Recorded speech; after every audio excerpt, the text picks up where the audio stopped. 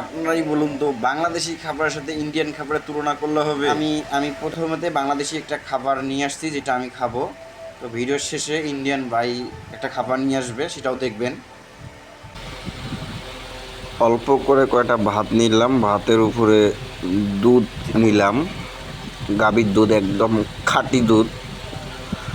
তো এবার একটা কলা দেব, কলাটা সুলাইয়া ভালো করে কলাটা দুধের মধ্যে দিয়া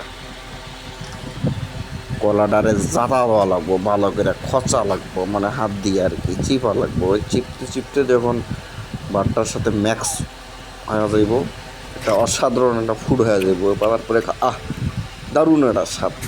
এত স্বাদ কে, খুব স্বাদ।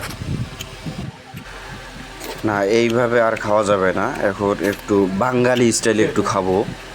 তো এইরকম করে বাঙালি স্টাইলে খাওয়া, এটাকে বলে বাঙালি স্টাইলে খাওয়া, যেখানে প্লেট হাতে নিয়ে মুখ দিয়ে এক টান, সুরকা টান, এক টানে সবগুলো যায় ভিতরে, খুব ভালোই লাগে। তো মোটামুটি খাওয়া হইলো, তো খুবই ভালো লাগছে। আলহামদুলিল্লাহ, সকল প্রশংসা আল্লাহর জন্য।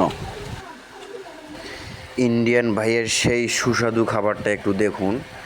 আপনারা জানেনই না যে এরা এই খাবারটা যে কী পরিমাণ পছন্দ করে। এটা ওদের নাকি মানে ভগবানের দেওয়া, আর মানে ওদের মায়ের দেওয়া একটি মানে প্রকৃতির একটি খাবার, যেটা খেলে ওদের মস্তিষ্ক এমন হয়, সেটা আপনারা ওই যে ময়ূররঞ্জনকে দেখলে বুঝতে পারবেন যে বিড়বিড় বিড়বিড় বিড়বিড় করে। এটা খেলে ওদের এই স্মৃতিশক্তিটা বৃদ্ধি পায়।